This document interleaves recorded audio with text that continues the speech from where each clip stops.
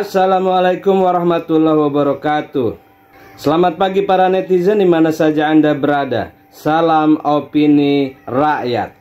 Akhirnya pasangan Ridho memutuskan untuk menerima hasil Pilkada Jakarta yang telah ditetapkan oleh KPUD.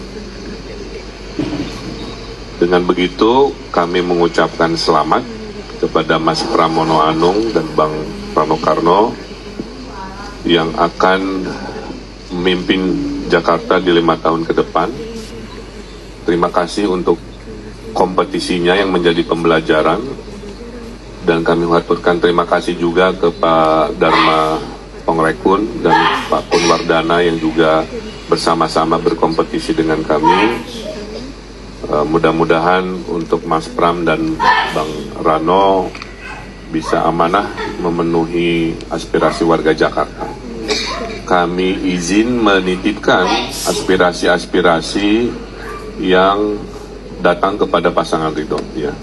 Seandainya Ridho terpilih mungkin akan dilanjutkan, tapi itu gagal sehingga sekarang itu memang PIK 2 akan dibuat sebagai perumahan-perumahan yang eksklusif. Nah ini yang juga terancam gagal. Seandainya Ridho terpilih mungkin akan dilanjutkan, tapi itu gagal sehingga sekarang itu memang PIK 2 akan dibuat sebagai perumahan-perumahan yang eksklusif. Nah ini yang juga terancam gagal. Karena kita tahu ya, Indonesia ini adalah negara tempat imigran Cina terbesar di dunia, paling banyak di Indonesia, sehingga wajar paling banyak butuh tempat atau perumahan-perumahan semacam itu ya. Karena sebelumnya kan di Jakarta ada reklamasi yang seandainya Ridho terpilih mungkin akan dilanjutkan, tapi itu gagal sehingga sekarang itu memang PIK 2 akan dibuat sebagai perumahan-perumahan yang eksklusif. Nah ini yang juga terancam gagal. Mudah-mudahan kita masuk ke putaran kedua, tetap semangat. Mudah-mudahan kita masuk ke putaran kedua, tetap semangat. Terima kasih. Di aparat-aparat hukum kita, terutama di Polri,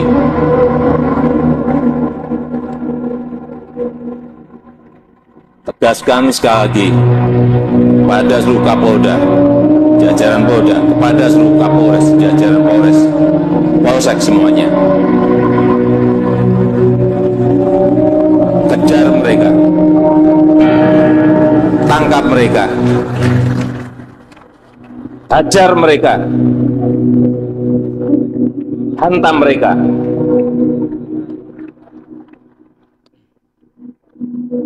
Kalau undang-undang memperbolehkan, dor mereka. Sampai dengan saat ini menjelang pukul 23.59 begitu ya tepatnya, ini belum ada tanda-tanda dari kubu Ridwan Kamil ataupun juga Dharma Pongrekun Kunwardana yang melaporkan gugatan ke Mahkamah Konstitusi terkait dengan Pilkada Jakarta. Karena kalau kita lihat gitu ya, batas waktu dari Mahkamah Konstitusi sendiri untuk Pilgub Jakarta 2024 ini memang dinyatakan 3 hari setelah pengumuman rekapitulasi di tingkat provinsi, di mana artinya hari ini menjadi batas akhir bagi kubu yang merasa perlu menggugat ke Mahkamah Konstitusi, dalam hal ini adalah Ridwan Kamil Suswono ataupun juga Dharma Pongrekun Kunwardana, untuk menyampaikan gugatannya. Nah, sekarang sudah memasuki pukul 00 lepas 00 waktu Indonesia bagian Barat, artinya batas akhirnya sudah selesai. Untuk menunjukkan kepada Anda, Andre dan juga saudara, berikut layar yang memang sudah diaktifkan selama proses permohonan sengketa ini dibuka oleh Mahkamah Konstitusi. Bisa Anda lihat di pojok sisi kiri layar, di mana total ini ada 270 permohonan yang disampaikan yang sudah diterima oleh Mahkamah Konstitusi, di mana ada 14 permohonan gugatan di tingkat provinsi atau untuk gubernur dan juga wakil gubernur, kemudian ada 210 di tingkat kabupaten dan ada 47 di tingkat kota. Kemudian kalau kita lihat di permohonan gubernur, Andre dan juga saudara, Anda bisa lihat ada 14 daerah yang sudah digugat. Tapi kalau Anda lihat bagaimana nama-nama yang sudah terdaftar, ini sama sekali tidak ada Pilkada Jakarta. Hanya ada Jawa Timur, Jawa Tengah, Kalimantan Timur, Sulawesi Utara, Maluku Utara, Sulawesi Selatan, hingga Papua Selatan. Dari 14 yang sudah terdaftar, lagi-lagi saya tekankan begitu ya, agar Anda juga bisa menyaksikannya secara langsung, baik itu Anda yang ada di studio dan juga pemirsa yang ada di rumah, bahwa untuk saat ini, baik itu secara langsung fisik datang ke Mahkamah Konstitusi, ataupun juga yang kemudian mendaftarkan secara online, ini tidak ada dari Jakarta Jakarta begitu, baik itu dari kubu Ridwan Kamil Suswono ataupun juga dari pasangan Dharma Pongrekun Kunwardana. Memang kalau kita lihat kendalanya atau kalau kita baca begitu, apa yang kemudian bisa menjadi hambatan bagi kubu Ridho ataupun juga Dharma Pongrekun kalau melihat klaim-klaimnya beberapa hari yang lalu sudah konsultasi, buktinya sudah siap, katanya sudah dari kubu Ridho 97% begitu ya, sudah tinggal diajukan ke Mahkamah Konstitusi. Kemudian dari kubu Dharma Pongrekun Kunwardana juga sudah mengantongi bukti-bukti dugaan adanya kecurangan, salah satunya di Pinang Ranti, di mana katanya ada 18 surat suara yang dicoblos begitu untuk pasangan nomor urut 03 oleh oknum KPPS. Tapi sampai dengan malam hari ini keduanya ini tidak mengajukan gugatan ke Mahkamah Konstitusi. Intinya Andre dan juga saudara, kalau kita lihat untuk Pilgub Jakarta sendiri, memang ketika misalnya tidak ada gugatan sama sekali yang diajukan baik itu oleh kubu Ridho ataupun juga kubu Dharma Pongrekun dan juga Kunwardana, artinya Pilgub Jakarta yang tadinya bisa menjadi 2 putaran, ini hanya tinggal 1 putaran saja, dan nama Rano Karno kemudian juga Pramono ini bisa keluar ditetapkan oleh KPU Jakarta sebagai pemenang Pilgub Jakarta 2024. Nanti kita tinggal tunggu bagaimana pernyataan resmi dari Mahkamah Konstitusi dan juga bagaimana pernyataan resmi tentu saja dari KPU Jakarta terkait dengan siapa yang nanti akan resmi dinyatakan sebagai gubernur dan juga wakil gubernur terpilih dari Pilgub Jakarta 2024. Ini kami menyampaikan hasil input data yang kami terima menyatakan bahwa Pilkada serentak 2024 di DKI Jakarta akan berlangsung 2 putaran. Kenapa saya Ridwan Kamil? Pak Zul dan Pak Leru, saya titip Kabupaten Tangerang.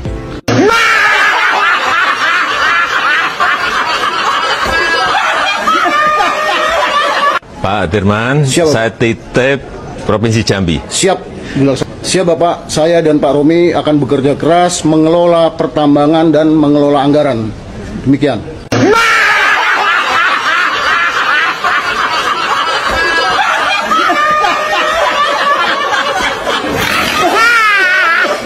Hari ini dan Mas Goni, saya titip Kabupaten Blitar.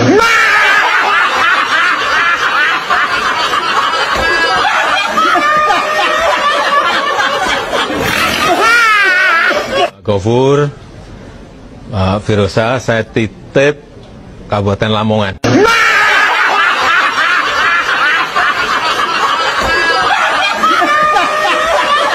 Kang Arfi, Teh Yena, saya titip Kota Bandung.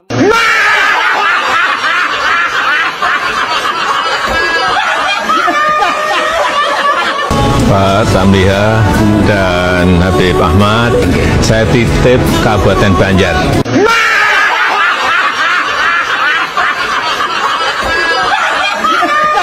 Bambang, saya titip Kabupaten Muaro Jambi.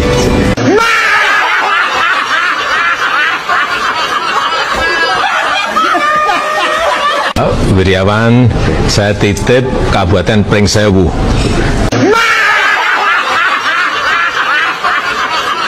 Hidayat, saya titip Kabupaten Bungo. Terdeteksi bahwa yang menggunakan alat-alat kekuasaan itu adalah pihak yang sedang mengajukan perkara. Contoh misalnya, menjelang hari H itu, Menteri Dalam Negeri melalui PJ Gubernur yang ditunjuk oleh mantan presiden sebelumnya, mengangkat camat baru, 12 kecamatan. Nah, 12 kecamatan ini kalau dikaitkan dengan daftar pemilih tetap yang mereka kelola, angkanya itu cukup besar, 1,5 juta. Padahal, memindahkan camat 6 bulan sebelum hari pemilu, itu dilarang oleh ketentuan undang-undang. Maka apa motif pemindahan ini? Sehingga saya agak ragu ini akan malah menjadi argumentasi lawan ya di Mahkamah Konstitusi bahwa Andalah yang menggunakan alat kekuasaan. Dan di titik tertentu memang argumentasi masih bias. Saya dengar ada argumentasi akan menggabungkan suara sah dan tidak sah, dan itu kemudian menjadi argumentasi itu pasti totally wrong ya. Di Mahkamah Konstitusi itu akan dipermalukan menurut saya, karena Mahkamah Konstitusi sudah terang-menerang soal angka tersebut. Jadi jangan-jangan malah mengajukan itu nanti di mahkamah akan blunder sendiri. Tetapi saya tidak tahu ya, karena kan paman masih ada ya. setelah 2 putarannya kan harus ada signifikan mengubah suara. Baik. Saya agak khawatir dengan isu soal 2 putaran itu. Kalau itu dibaca MK, bahwa pihak yang kalah hanya ingin mengejar 2 putaran, agar ada kesempatan untuk memenangkan pertarungan, di titik itu malah argumentasi 2 putaran menjadi argumentasi kecurangan. Dia tidak bisa. Kalau saya begini, baik. Mas Adi, mohon maaf kalau ditahan dulu ya kan. Kalau kemudian jadi jangan sampai kemudian akan backfire, argumentasi targetnya adalah membawa Pilkada Jakarta ini menjadi 2 putaran. Itu malah jadi ada tendensi ke arah sana. MK tidak akan membahas soal penghitungan suara dalam perselisihan hasil pemilu ini kalau tidak akan mengubah hasil.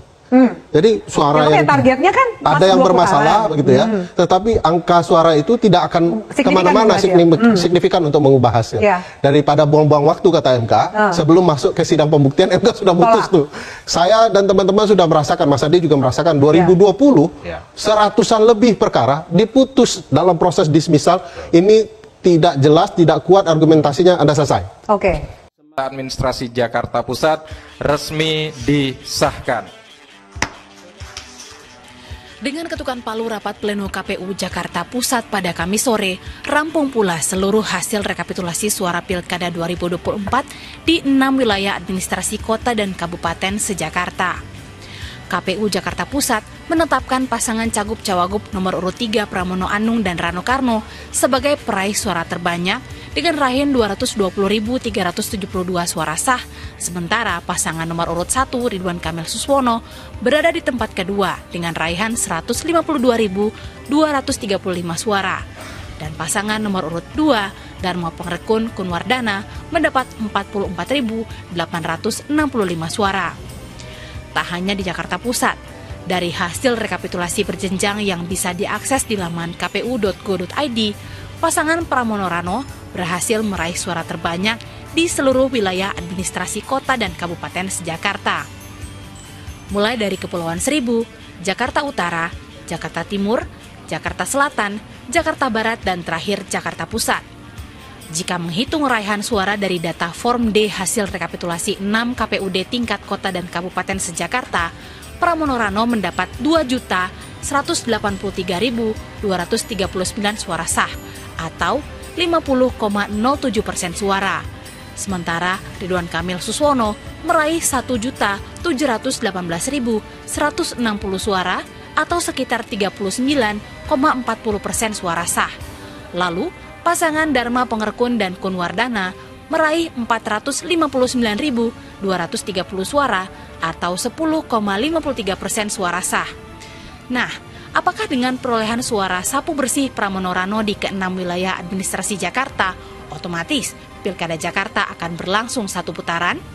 Kami di provinsi rencana akan memulai rekap itu mulai tanggal 7 ya, sampai tanggal 9 paling lambat. Mudah-mudahan sebelum tanggal 9 atau paling lambat tanggal 9 prosesnya sudah selesai semua.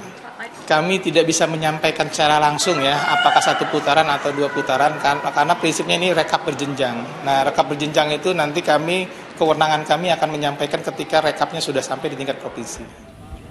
Ya, meski hasil rekapitulasi pilkada dari ke-6 kota dan kabupaten se-Jakarta sudah diketok, saksi dari pasangan Cagup-Cawagup nomor urut 1 Ridwan Kamil Suswono menolak tanda tangan berita acara rekapitulasi di sejumlah wilayah, misalnya di Jakarta Pusat, Kepulauan Seribu, Jakarta Utara, dan Jakarta Timur. Selain melaporkan ketidakpuasannya ke Bawaslu, tim Ridho juga melaporkan KPU DKI Jakarta dan KPU Jakarta Timur ke Dewan Kehormatan Penyelenggara Pemilu DKPP pada Kamis siang. Tim Liputan 6 SCTV melaporkan dari Jakarta.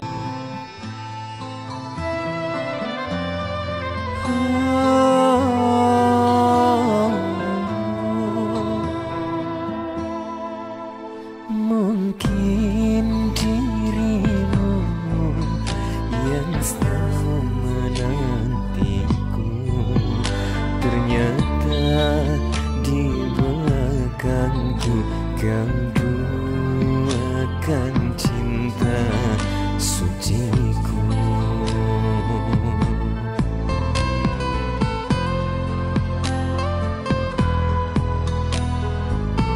Sungguh tega aku yang mencinta, di mana perasaanmu Pilkada Jakarta jadi aib buat Kimples yang udah jumawa dan sesumbar. Kalah. Siapa yang nyangka pasangan Ridho alias Ridwan Kamil Suswono ternyata kalah telak di Pilkada Jakarta. Padahal dulu pas awal-awal Ridwan Kamil Suswono didukung 15 partai dari Kimples. Ditambah endorse dari berbagai tokoh nasional maupun para artis dan influencer papan atas. Cuman sayangnya setelah semua orang turun gunung buat Ridwan Kamil, ternyata warga Jakarta tetap milih Mas Pram dan Bang Dul yang diusung oleh PDIP dan Partai Hanura. Coba deh kalian bayangin, 2 partai melawan 15 partai. Kalah di putaran pertama aja udah memalukan. Apalagi kalau kalah telak 1 putaran. Wah, malunya tuh sampai ke gorong-gorong kali ya.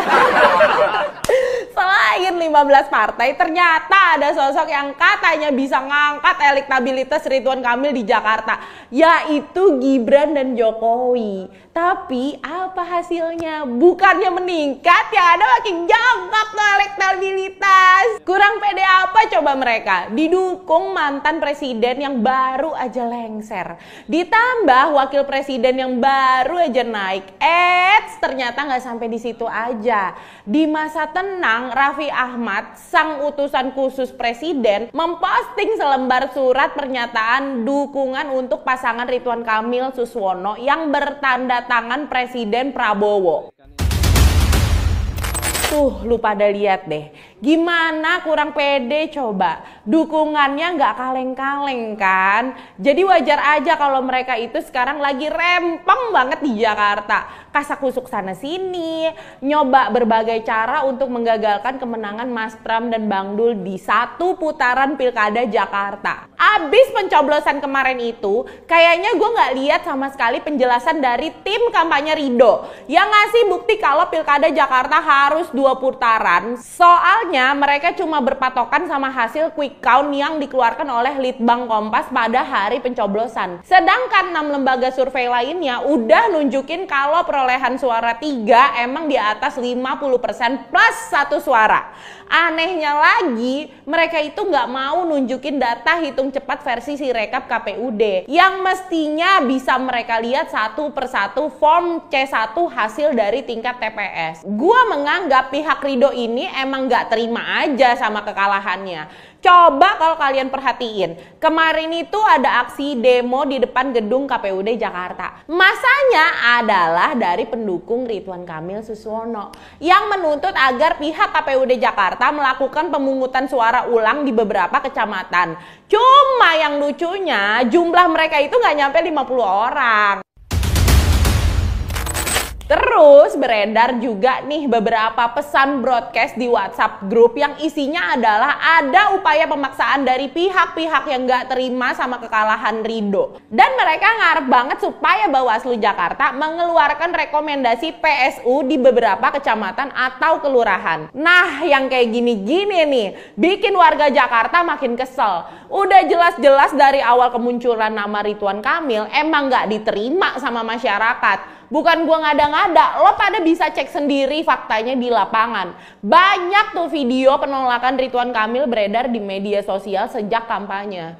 Terus kalau udah kayak gitu, masa lo mau nyalahin KPUD atau Bawaslu? Terus ada lagi nih kasus pihak tim Ridho kabarnya menolak tanda tangan hasil perhitungan berjenjang di tingkat kecamatan.